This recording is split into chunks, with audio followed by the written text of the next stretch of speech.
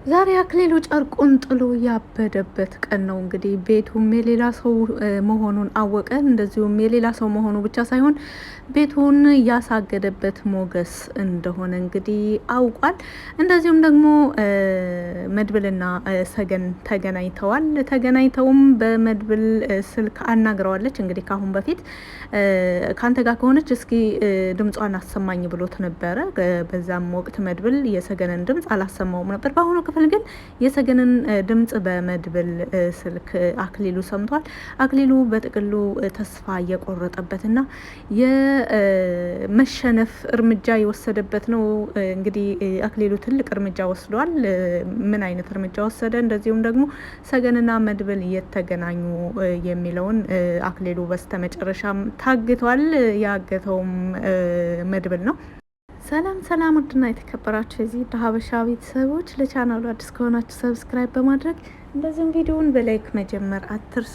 ሰገን ድራማ ቀጣዩን ፓርት ይዤላችሁ መጥቻለሁ። በአሁኑ ፓርት ላይ በጣም እልክ አስጨራሽ እርምጃ እንደዚሁም ደግሞ በጣም ደስ የሚል ውጤት የታየበት ቀን ነው። እንግዲህ ዛሬ ፊት ለፊት ሞገስም ከአክሊሉ ጋር ገጥሞ ብዙ ተፋልሟል። ከዛም በኋላ ግን መድብልና ሞገስ አክሊሉን በዚህም መልኩ ጥፍር አድርገው አስረው አስቀምጠውታል ማለት ነው።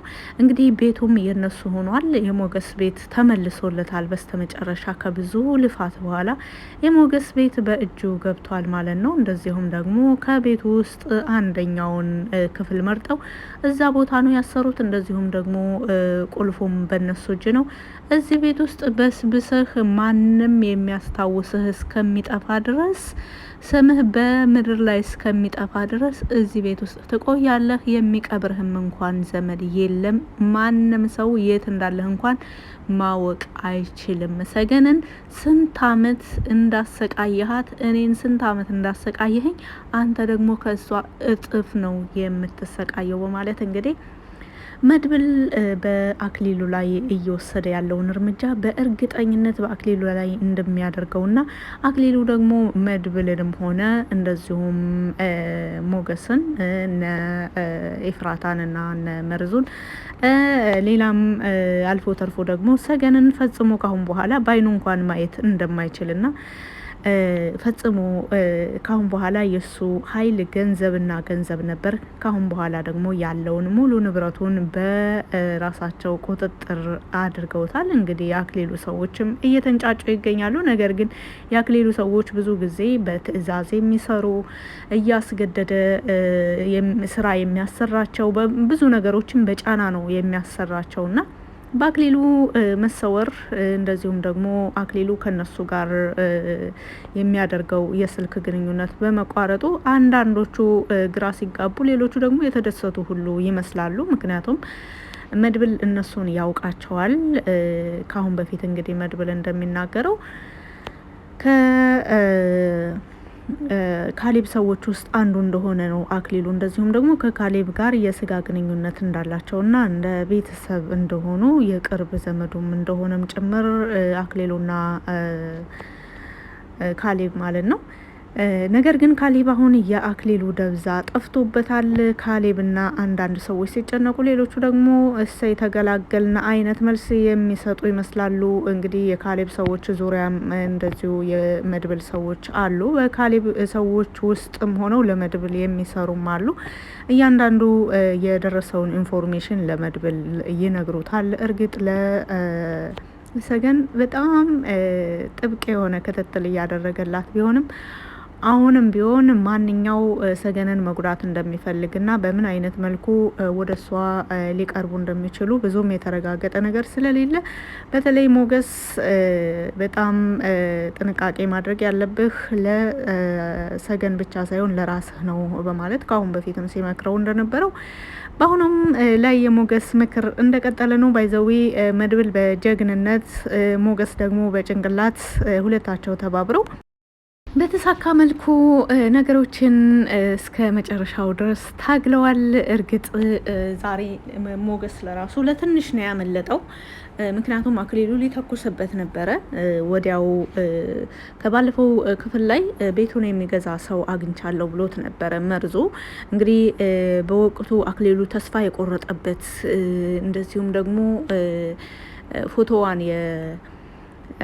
ሰገንን ፎቶ በየቦታው እየላከ በዛን ፎቶ ባለፈው በላኩላችሁ ፎቶ አማካኝነት እሷን ለመፈለግ ለምን እስከ ዛሬ ለምን 3 ቀን ይፈጅባችኋል እያለ የጮኸ በነበረበት ወቅት ነበረ መርዙ መጥቶ አክሊሉ እያለ ሲጠራው አገኘሃት ወይ አገኘኸው ወይ እያለ ሲጠይቀው አይ እኔ ቤት የሚገዛ ሰው ነው ያገኘሁት በማለት ሲናገር እንግዲህ ወዲያው ስልኩ ጠርቶ ቤቱ እንደታገተ ባለቤቱ ደግሞ ሌላ ሰው እንደሆነ የይዞታ መብት እንደሌለው አክሊሉ ይነገረዋል። ከዛም በኋላ እንግዲህ በጣም ተበሳጭቶ ወደ ተደወለበት ቦታ ነበር የሄደው። ምክንያቱም ከድርጅት ነበር የተደወለው ከቢሮ ማለት ነው። እንግዲህ ይዞታው በሱ አለመሆኑን እንደዚሁም ደግሞ ይዞታው በማን ስም መሆኑን አጣርቶ ነው የተመለሰው። ቤቱ የተመዘገበው እንደዚሁም ደግሞ ይዞታው የማን መሆኑን ለማረጋገጥ እዛ ሄዶ ብዙ ውጣ ውረዶችን ካለፈ በኋላ አስተናጋጆች ለራሱ በጣም ተቸግረው ነበረ አክሊሉን ትዕዛዝ እንደዚሁም ጥያቄውን ለመመለስ። ምክንያቱም በጣም ተናዶ ተበሳጭቶ ነበረ የሄደውና እንግዲህ በስተመጨረሻም የሞገስ መሆኑን ካረጋገጠ በኋላ ወደ ቤት ነበረ የመጣው። ሞገስ ደግሞ ከሉላ ጋር አንዳንድ ነገሮችን ከተነጋገረ እንደዚሁም ደግሞ በሰገንና እሱ መካከል የነበረውን የቀድሞ ታሪካቸውን እንደዚሁም ደግሞ ሰገን ካሁን በኋላ በአክሊሉ እጅ መልሳ ፈጽሞ አትገባም በማለት በሰገን ዙሪያም እያወሩ ነበረ ሞገስና ሉላ። እንግዲህ የሰገንን ታሪክ የሰገንና የመድብል ታሪክና የራሳቸው ሞገስና የሉላ ታሪክ በአንዳንድ ነገሮች ላይ ይመሳሰላል እና ያንን ነገር አንስተው እየተወያዩ እየሳቁ እየተጫወቱ ቆይተው ከዛም በኋላ ወጥቼ መድብልን አግኝቸው መመለስ አለብኝ፣ እንደዚሁም ደግሞ ሰሞኑን አክሊሉ መስማቱ አይቀርም እውነታውን በማለት እንግዲህ ይሄ እውነታ ሲጋለጥ አክሊሉ ትልቅ እርምጃ በሞገስ ላይ እንደሚወስድ ደግሞ ቀድማ አውቃ ነበረ ሉላ። እባክን ከዚህ ቦታ ለተወሰነ ጊዜ መሰወር አለብን፣ ይተኩስብሃል፣ ትልቅ እርምጃ ይወስድብናል በማለት ያጠቃናል በማለት ነግራው ነበረ።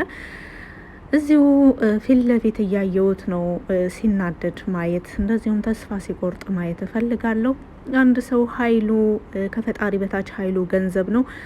አክሊሉ ደግሞ ገንዘቡን አጥቷል፣ ተስፋ ይቆርጣል። በዛ ላይ ደግሞ ሀገር ውስጥ ሕግ የሚባል ነገር አለ፣ ከሕግ በላይ ማንም የለም በማለት እንግዲህ ባለው ሕግ እንደዚሁም ደግሞ በራሱም ተማምኖ አክሊሉን ፊት ለፊት ለመፋለም ቁርጠኝነቱን አሳውቋት ነበረ።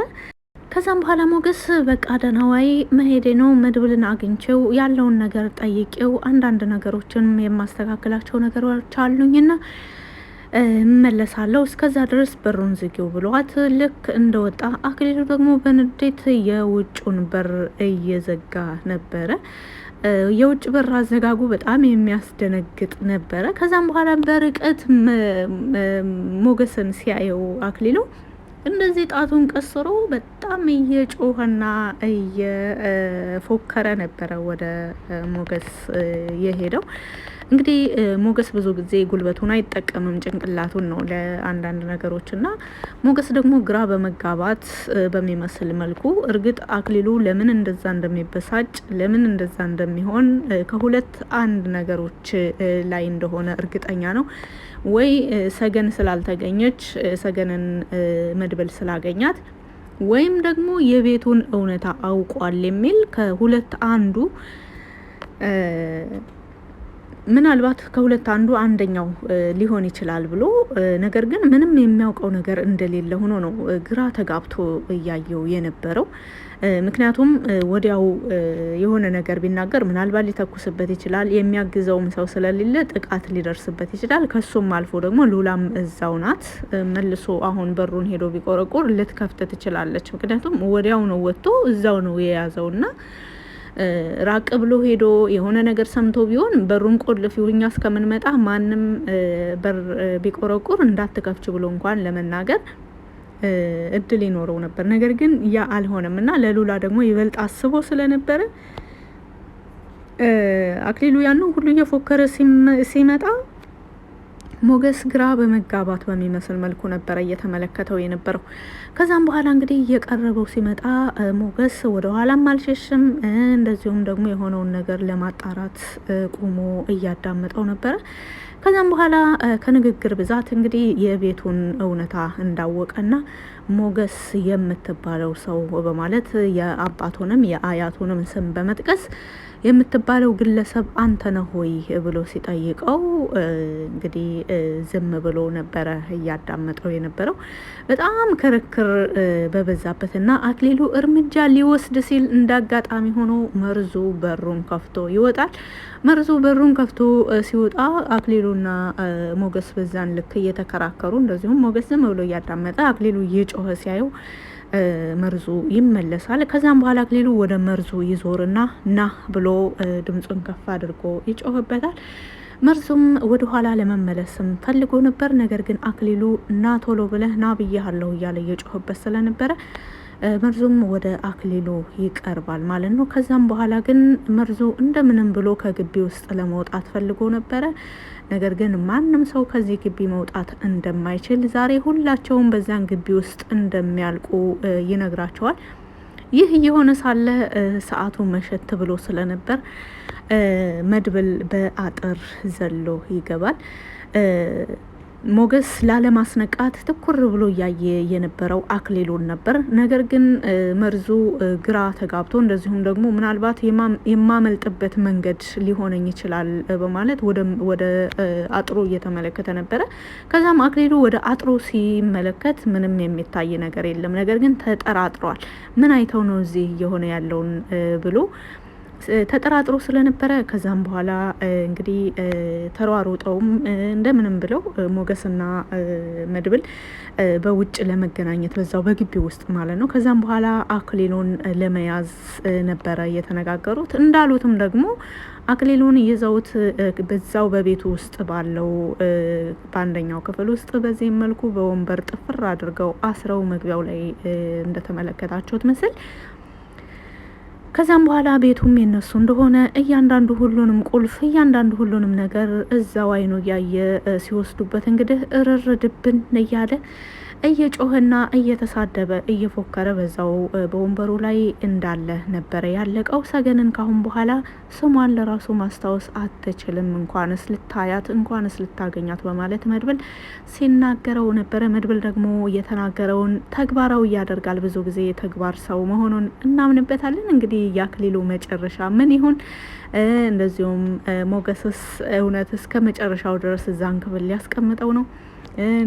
እንግዲህ የቤቱን ጉዳይ ደግሞ ሙሉ ለሙሉ ሞገስ ተረክቧል። በቀጣይ ምን ያደርጋል የሚለውን በቀጣይ ፓርት ላይ የምናየው ይሆናል። በጣም ደስ የሚልና ብዙ ቻሌንጅ ያለበት ክፍል ነው። ስላዳመጣችሁ ከልብ አመሰግናለሁ። መልካም ጊዜ